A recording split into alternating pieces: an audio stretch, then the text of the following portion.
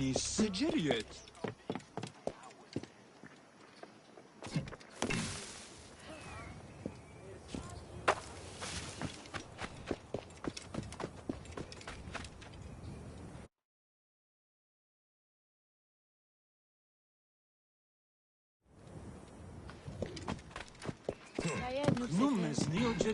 You need something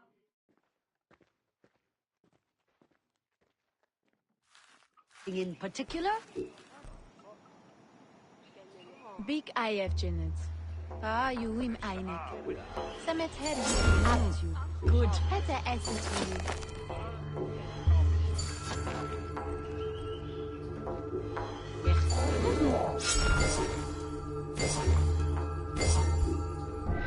Aha, farewell.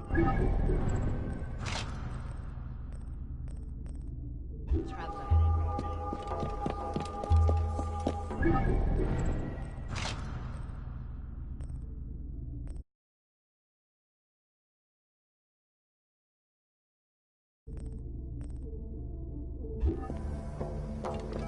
Right decision, Gareth.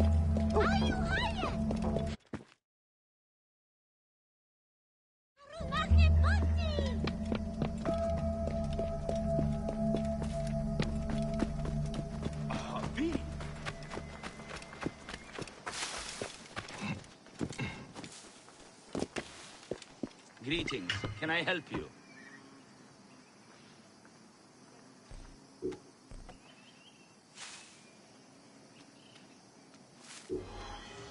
Indeed.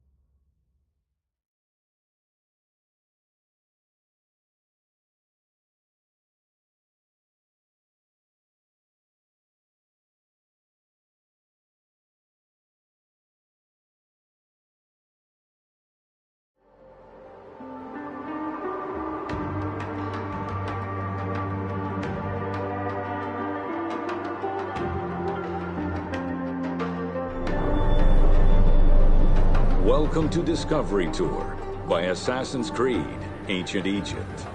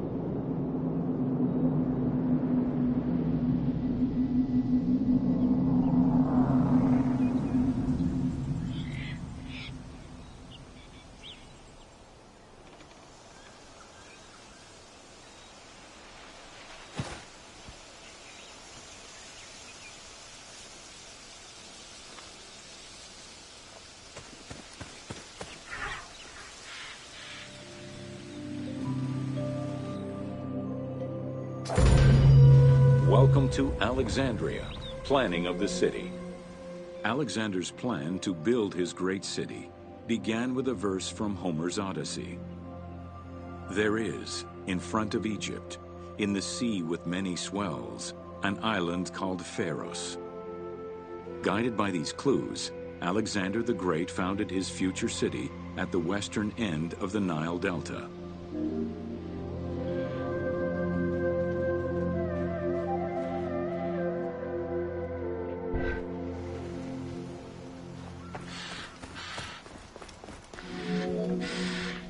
Though Alexander considered this location ideal for his great city, it presented considerable challenges. Too difficult to access during storms, the surrounding swamps threatened disease, and the limestone soil prevented the growth of healthy crops. However, due to the influence of his mentor Aristotle, Alexander the Great recognized that the true value was its strategic emplacement.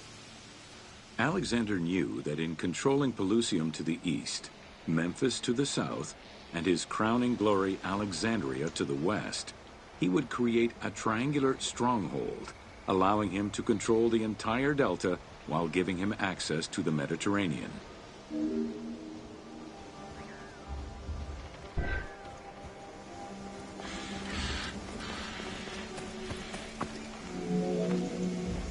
The Great Walls of Alexandria had a humble beginning. Lacking chalk to outline the future city's foundations, architects were forced to use flour instead. Clouds of migrating birds swept down and ate the flour, erasing the plans. This prompted Alexander to seek guidance from the oracles, who reassured him that his future city was destined to feed a large population.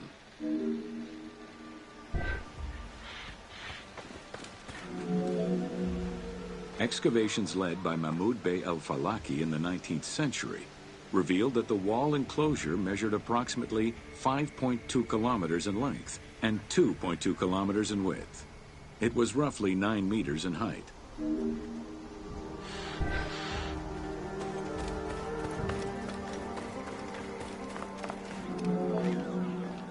These formidable ancient walls would resist a number of attacks, including fending off the king of Syria in 169 BCE. It wasn't until 295 CE that they eventually fell to Roman Emperor Diocletian, and this only after 8 months of relentless assault.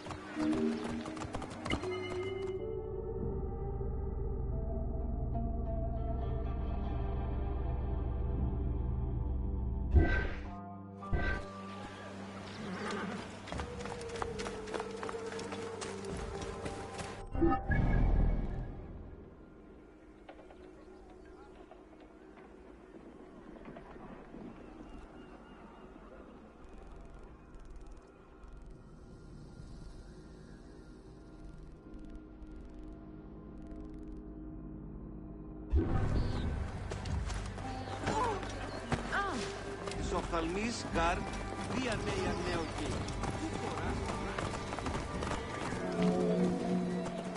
Alexandria's principal architect, Dinocrates, chose a Hippodamian grid plan.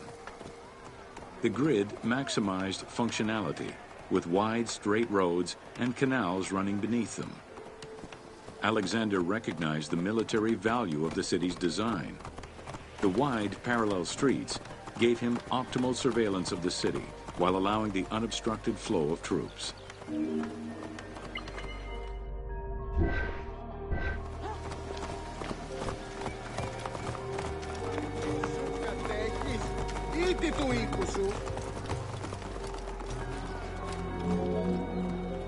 A central corridor ran from the Mediterranean's north port down to Lake Mareotis to the south. This thoroughfare acted as an unobstructed link for commercial trade and travel between the two ports. Many of the streets were bordered with grand buildings and parks, including Canopic Street, with its impressive gate bordering the eastern end.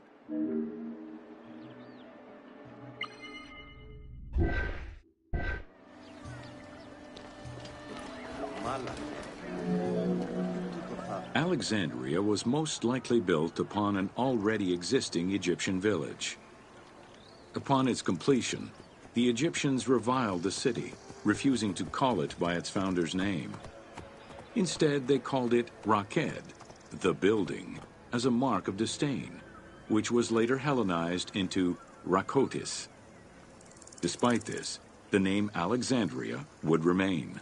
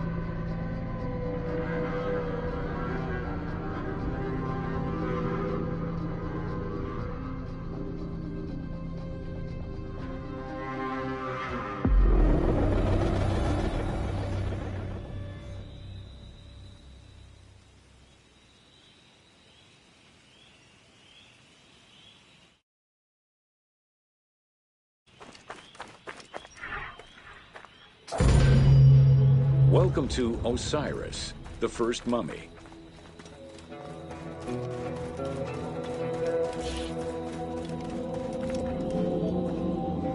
The oldest mummies recovered date from the Old Kingdom, though Egyptologists believe that mummification was in use much earlier than that. At first, the body was mummified through environmental desiccation, by leveraging the dryness of the environment and the heat of the climate. Early experimentations in mummification were conducted with the use of resin made from tree sap. Strips of linen were only used on some superficial parts of the epidermis of the hands or jaw.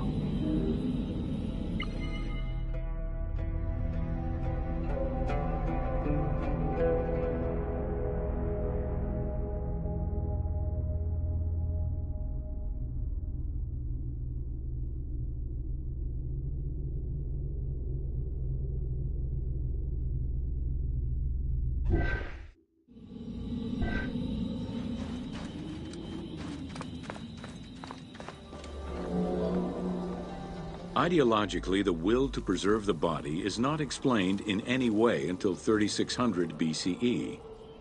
This is when the Egyptian belief that the body housed the soul was finally documented for modern Egyptologists to eventually decipher.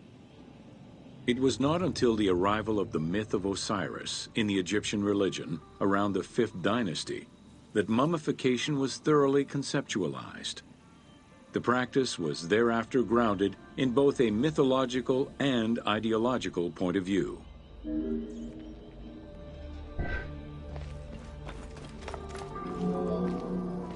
Osiris was mainly known as the god of the dead and the god of resurrection. The most well-known Genesis myth concerning Osiris is that of his dismemberment.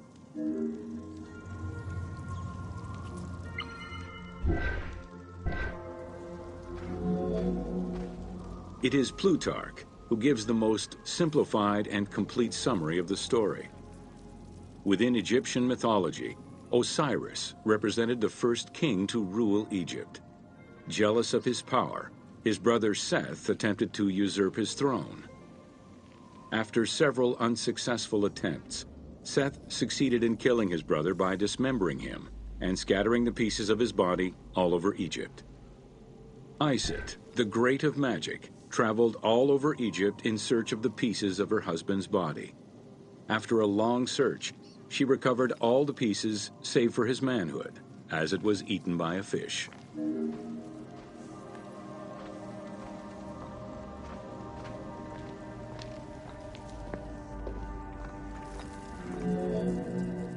Isit then reassembled the body of her husband by binding it together with strips of linen. Aided by her sister Nephthys, another powerful magician, they gave Osiris the breath of life.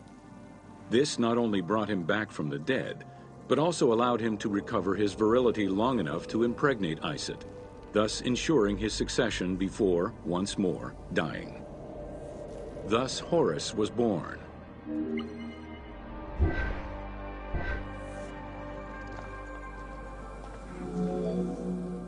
The ritual used to bring Osiris back to life essentially depicts how he became the first mummy. It is why, on the sarcophagi of kings, we often find Isit and Nephthys represented as the magicians who restore life to the deceased.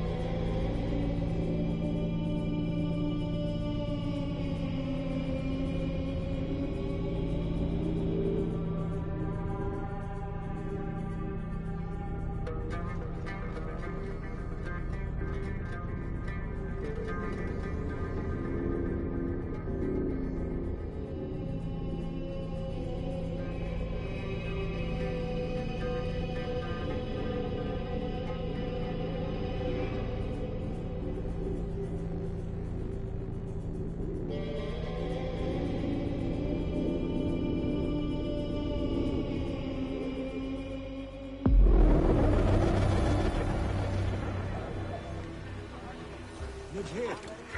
دينك.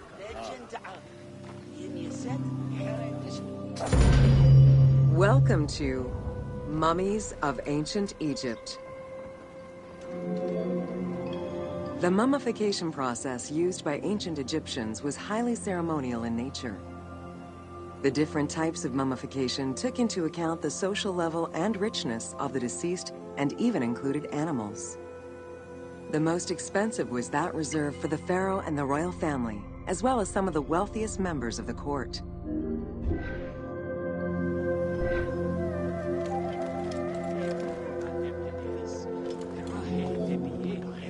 The first step was cleaning.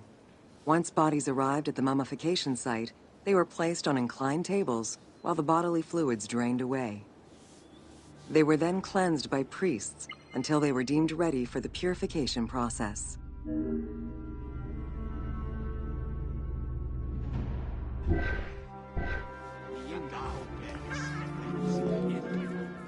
The purification of the body began with a libation from sacred water. The priest then fumigated the body with terebinth resin. After the ritual cleansing, priests used oils, spices, and all kinds of essences to further purify the body of the deceased. Finally, all body hair was meticulously removed.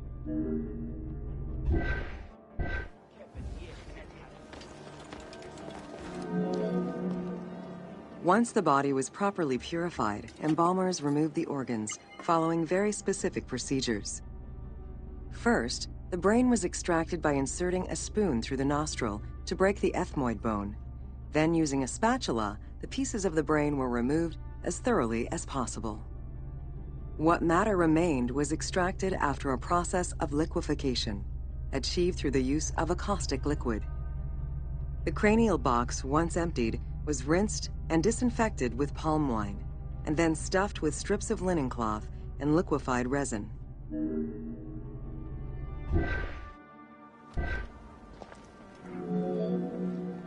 After taking care of the brain, embalmers made an incision on the left flank and carefully set aside the viscera.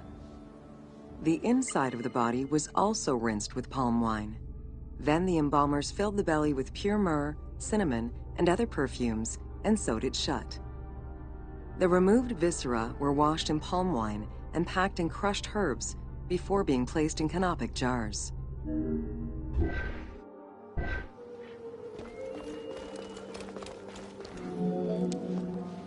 Canopic jars were placed close to the sarcophagus or kept in a chest nearby. At first, the viscera were wrapped in tissue and placed in the vases. As the ritual requirements became more elaborate, ointments, spices, and even water and natron were added to the process.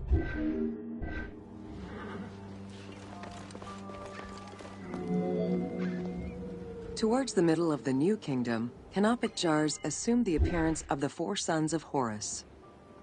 They were known as the protectors of the viscera. These protectors had their own guardians, each a goddess of the dead. Imseti, the human-headed god, protected the liver and was protected by the goddess Iset.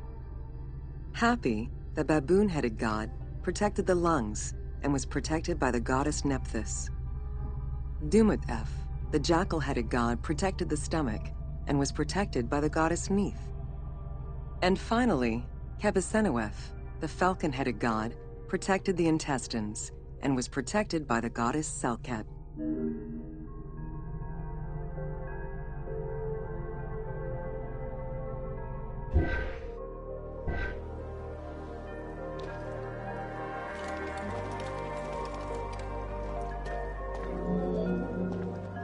Natron is a naturally occurring mineral found in evaporite.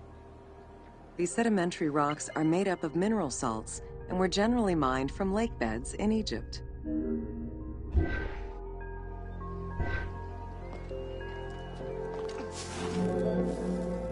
Embalmers used natron as a desiccant to dry the flesh and stop the corpse's putrefaction process. Once the body was cleansed and eviscerated, the deceased was covered in natron for about 40 days.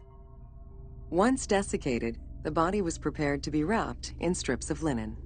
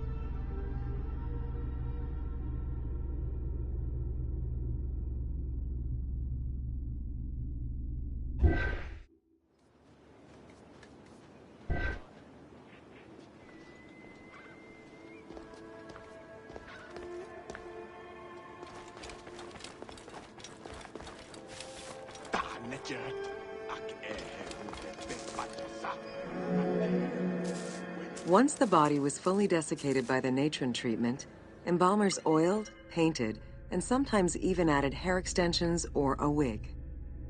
They often used a henna-based antiseptic preparation to give the body a more colorful and lively appearance while preparing it to resist molds and fungi.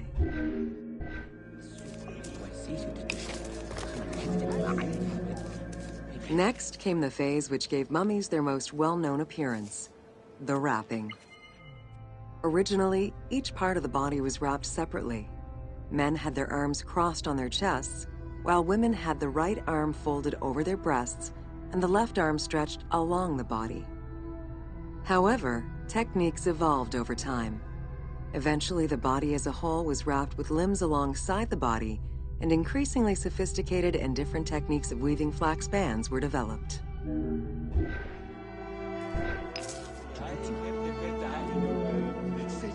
In addition to the jewelry and amulets arranged on the skin of the deceased, amulets were also carefully inserted into the weaving of the linen strips.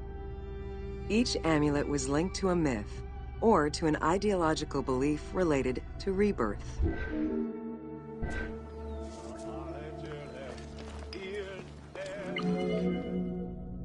Masks were an important part of a mummy's finery. Early wooden funeral coverings were very expensive, however, and soon replaced by masks created through a technique known as cartonnage. Masks fashioned with this method were created by laying several layers of linen or papyrus pulp on a base made of mud or straw. Cartonnage was used for more than funerary masks. Ornaments and the animal coffins of the late period were also made in such a fashion.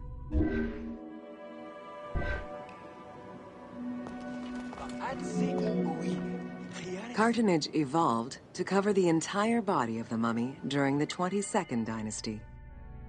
The mummies were placed on a board inside a rigid envelope of cartonnage, which was laced at the back with a string. Extremely cost-effective and visually pleasing, this technique was very popular through all layers of the society.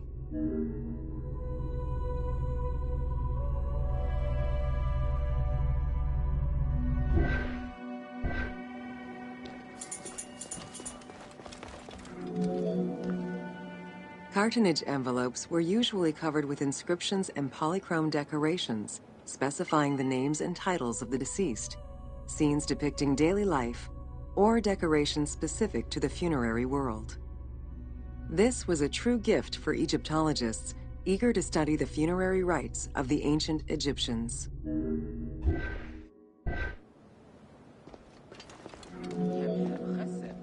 Once the mummy was properly wrapped and adorned, the embalmers proceeded with the ceremony of the opening of the mouth.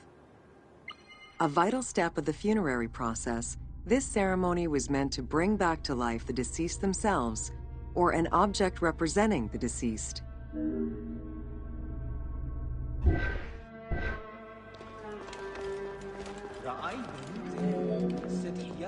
There were no less than 75 different stages for the opening of the mouth. It required the application of the same oils, ointments, spices, and perfumes used during the mummification process. Makeup was sometimes part of the process as well.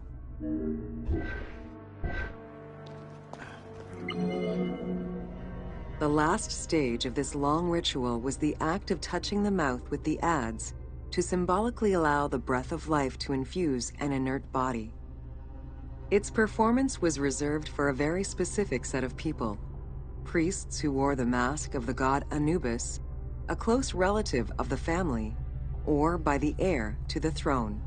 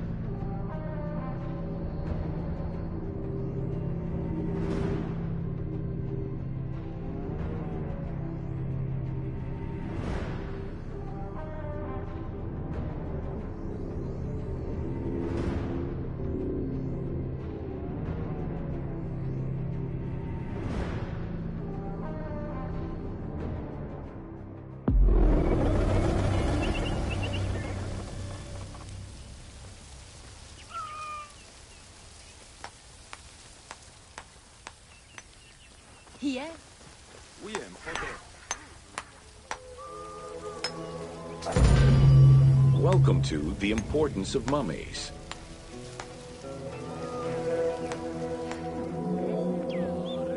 The first hieroglyph for embalmer appeared in pyramid texts of the Old Kingdom. It is likely that embalming was a trade that progressed alongside the evolution of ancient Egyptian funeral practices. While we still know nothing of how embalming came to be a profession, we do know that embalmers had a hierarchy, and that each embalmer specialized in a specific phase of the mummification process.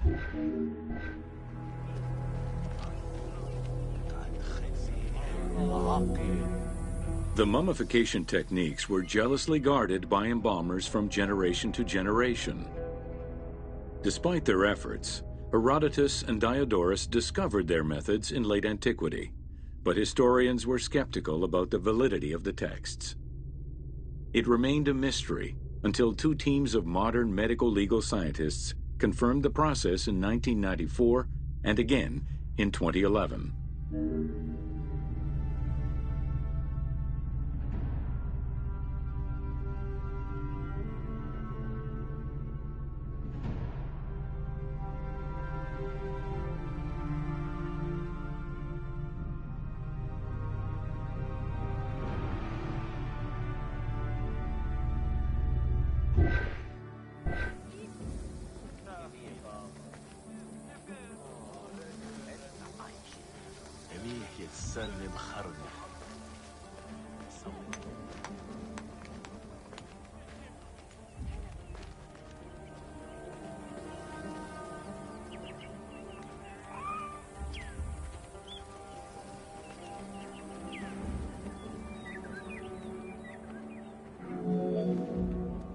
The Uabet, meaning the pure place, was where the embalmers mummified the bodies of the deceased.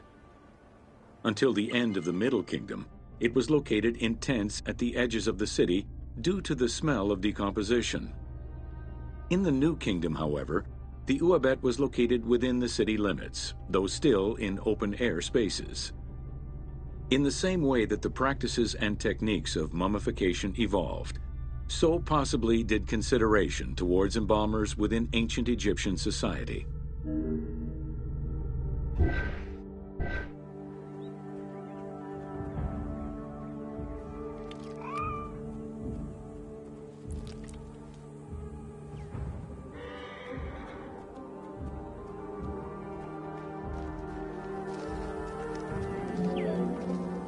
The pharaoh had access to the most elaborate of mummification rituals.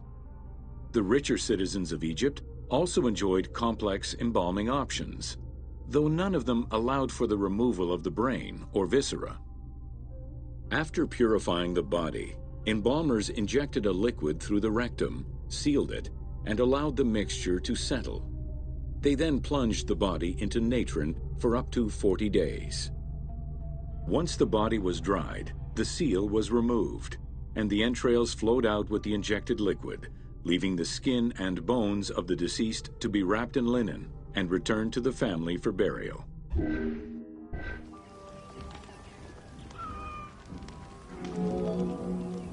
The least costly embalming option was for the embalmers to simply inject a product called surmaya, and immerse the body in the natron for up to 40 days before handing it over to the family. For all those who could not afford any embalming process, desert burials offered a pauper's alternative to preserve the bodies of the dead.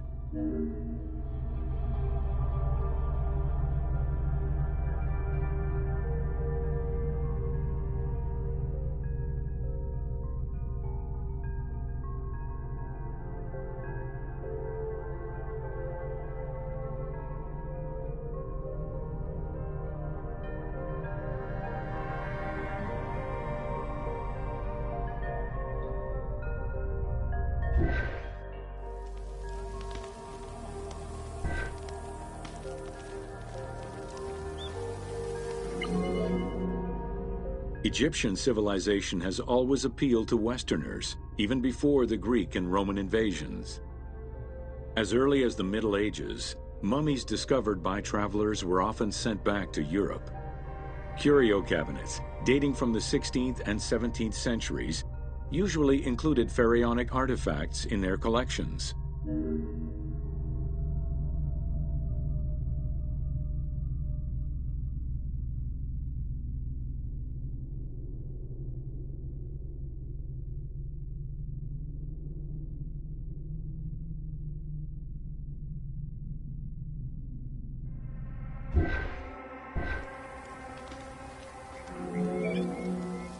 The Egyptomania phenomenon was heralded by Napoleon Bonaparte's Egyptian campaign, which lasted from 1798 to 1802. The following years were marked by a resurgence of interest from rich enthusiasts and scholars who exposed Egypt to the general populace. Many research societies focusing on Egyptology were founded during those years.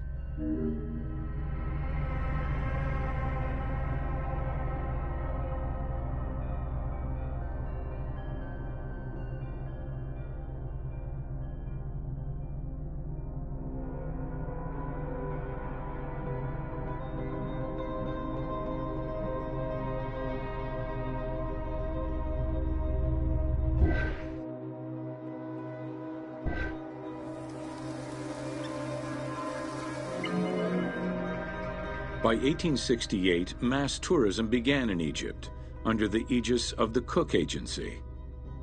The rich would indulge in leisure trips to Egypt and bring back mummies. Upon their return, they would organize evenings that consisted of unpacking mummies and removing strips of linen and amulets layer by layer. These were considered the shining cultural events of the season. The Egyptian collections of many a museum were founded as a consequence of this mass pillaging.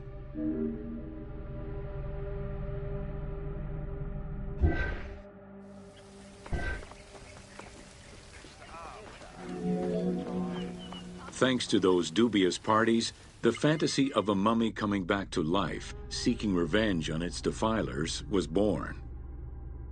The mummy malediction myth has remained steady in popular culture ever since, particularly in written media and cinema.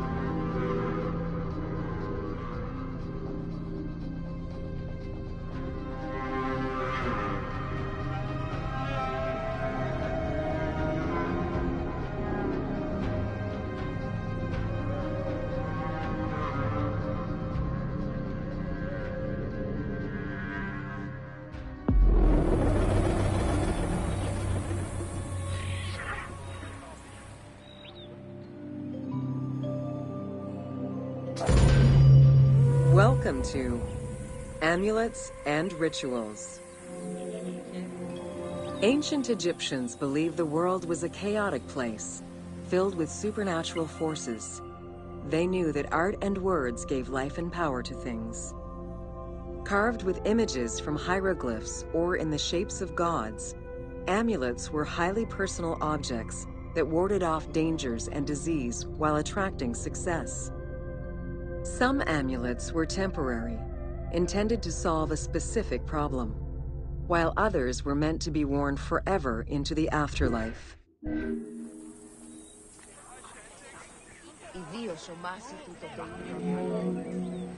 Priests would infuse amulets with magical energy during religious ceremonies, imbuing them with protective magic to safeguard against supernatural powers. The wealthiest of Egyptians could obtain a divinely ordained pendant in which was hidden a magic formula inscribed on a piece of papyrus. It would act as a unique spell tailored to the owner.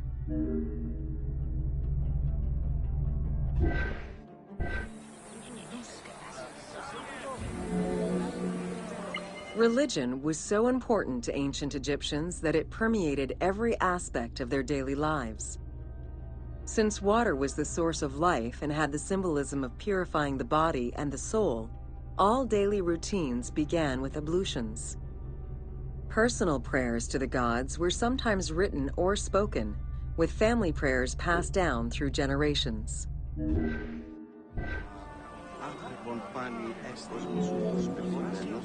There was a complete calendar of each of the religious days, both good and bad, illustrating the appropriate daily rituals.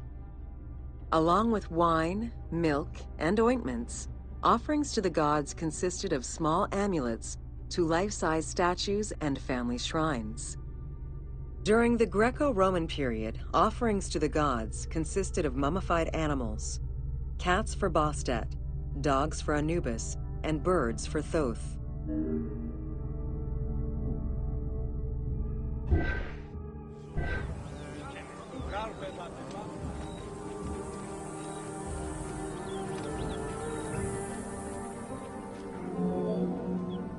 Deemed messengers of the gods, oracles offered guidance and judgment for all Egyptians, regardless of status. Crucial advice was offered on everything from day-to-day farming management to a pharaoh's decision on whether to start a war. Oracles were often used to decide legal issues. If the accused refused the judgment of the god, another god could be consulted in hopes of a more favorable reply.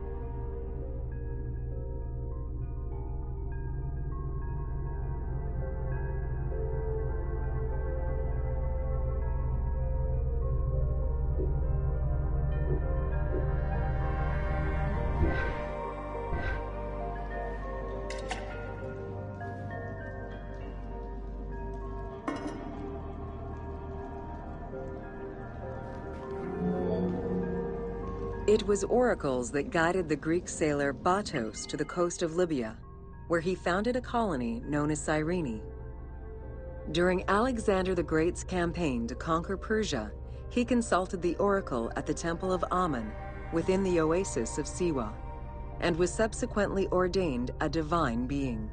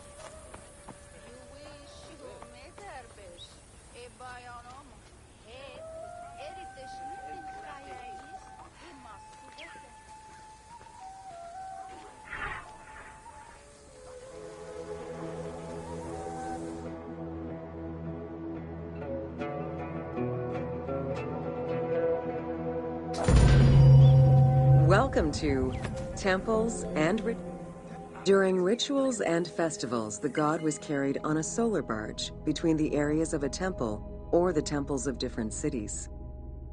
Funerary carvings and paintings covering thousands of years, as well as the Book of the Dead, depict the same ship and oar design.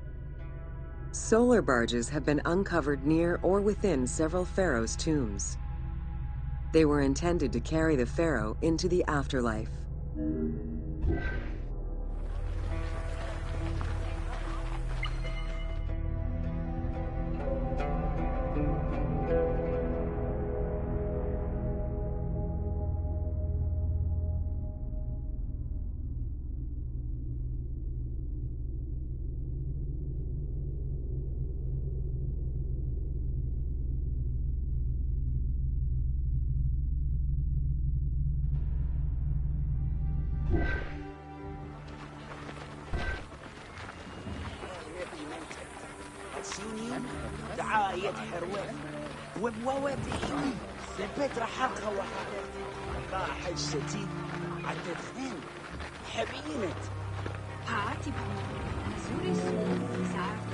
Ancient Egyptians believed that Ra, the sun god, traveled the skies in a boat known as the solar barge.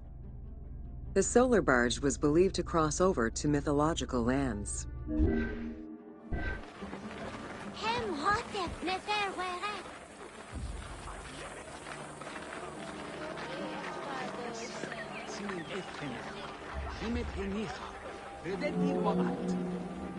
The god Ra believed mankind was conspiring against him. He ordered Sekhmet, the lion-headed war goddess, to kill all humans. To his chagrin, Ra quickly realized that with all humans gone, there would be no one left to worship him. In order to stop the rampaging Sekhmet, beer was brewed and dyed red with pomegranate juice to resemble blood. Sekhmet drank every drop of the brew she could find, eventually passing out drunk. When she awoke, she was calmer, and her lion visage had changed into Bastet. The Festival of Drunkenness was celebrated in honor of that myth.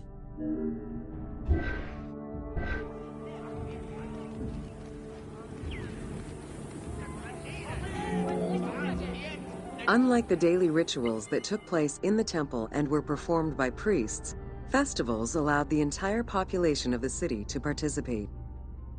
Festivals helped mark the passing of the seasons in the agricultural calendar. In reflecting the cycles of life, festivals offered a sense of consistency and structure for the regular citizens, thus reinforcing the sense of order that pharaohs were to provide for the citizens of Egypt as part of their godly duties.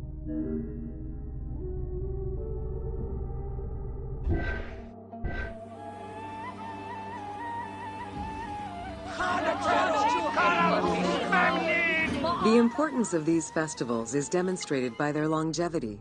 records show that Osiris festivals occurred for more than 2,000 years. Some festivals served to reinforce state control and promote the king's reign. Both the Opet and Set Jubilee festivals were specifically intended to celebrate the renewal of the king's power.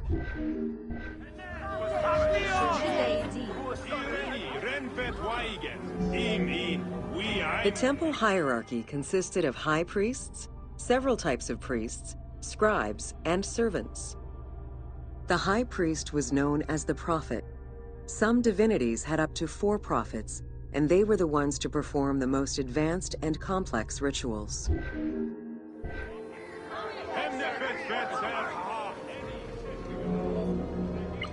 Egyptian priests were not confined to solely religious tasks, and in fact had crucial roles in Egypt's administration, most of which served to reaffirm the pharaoh as the proper vessel for the gods. Their focus within the temple was centered on the proper conduct of daily divine rituals, rather than as custodians of dogma or the indoctrination of individuals. Scribes were custodians of the sacred sciences. Some priests were associated with the funeral rites and were considered the group with medical knowledge. The servants of the Ka were low-ranking priests who carried food and offerings in funerary rituals. Lector priests were distinguished by their ability to read, and their main duty was to recite specialized religious texts in both temple and funerary rituals.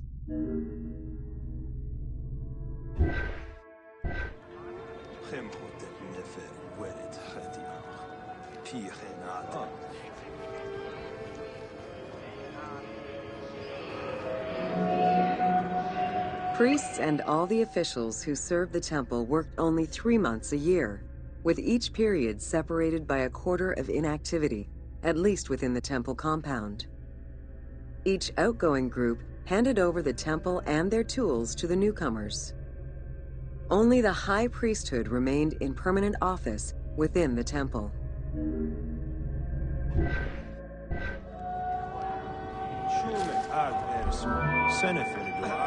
The most sacred part of the temple was referred to as Djeser Djeseru, the Holy of Holies. The most sacred inner sanctuary was where the shrine to the temple deity was located. Only priests were allowed within. Offerings were given, and rituals unseen by even the pharaoh were performed. While the team chose to allow any character access to this space in some game temples, normally it was reserved for priests alone.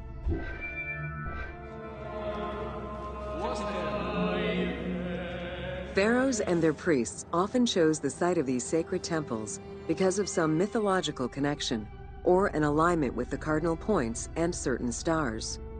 Once selected, a foundation ritual was performed.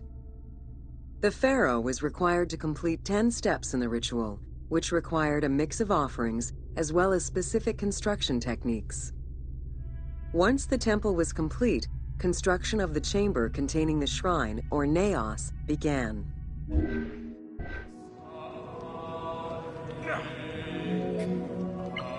The naos was where the god statue stood. The representation of the deity was usually in stone or wood and decorated with gold, silver, and precious stones. Smaller temples had only one naos, while larger complexes, such as the Temple of Karnak, had many chambers to honor gods, such as Amun, Ptah, and Osiris. Each statue was believed to be a receptacle for the presence or essence of the god's Ka, enabling it to take a physical form. Through the statue, the god came to the shrine to eat, drink, and communicate with the pharaoh, or with the priests standing in for the pharaoh.